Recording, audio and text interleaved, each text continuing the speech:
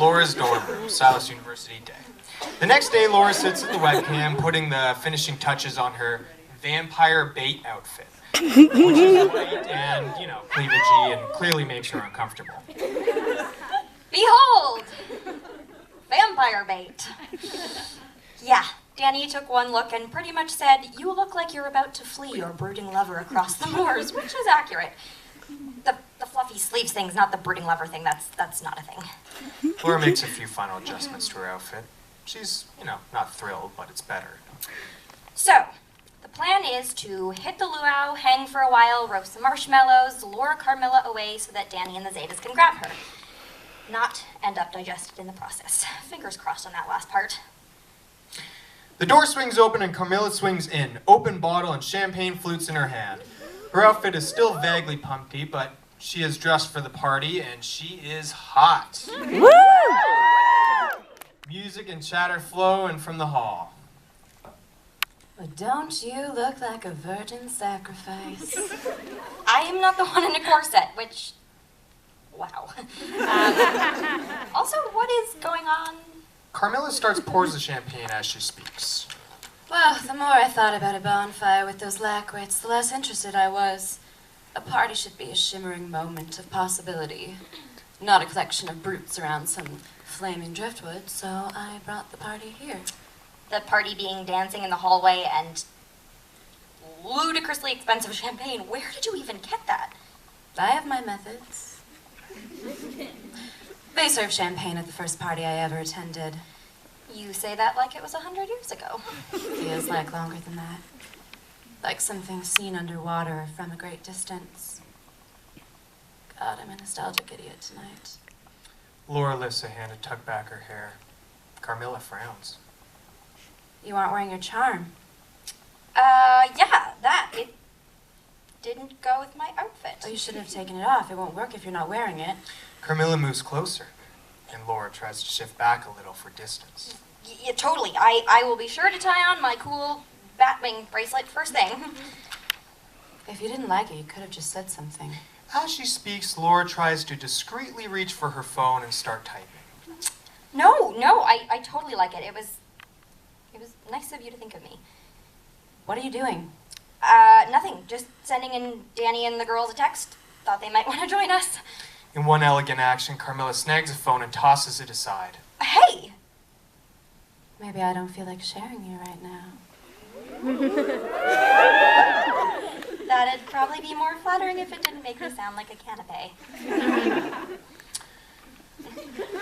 Carmilla laughs at that, and once again it's just a little too loud and too long. Is it that laugh of someone planning to eat her roommate? Quite possibly. Laura makes another attempt to get her phone, but Carmilla smoothly cuts her off. God, I can't believe myself. Naive provincial girl, entirely too tightly wound. Such a cliche. I ought to know better. Gee, thanks. But there's something about you. Maybe it's my keen fashion sense. No. It's definitely not that. Holy crap. Is Carmilla either about to eat her or kiss her? Laura braces herself for either, but neither happened because the door is kicked in by Danny with Kirsch and Will hot on her heels. Carmilla shoots to her feet, but putting Laura behind her, Laura stumbles and the camera is knocked from the desk. What do you think you're doing? Get away from her! What in the name of... Get her!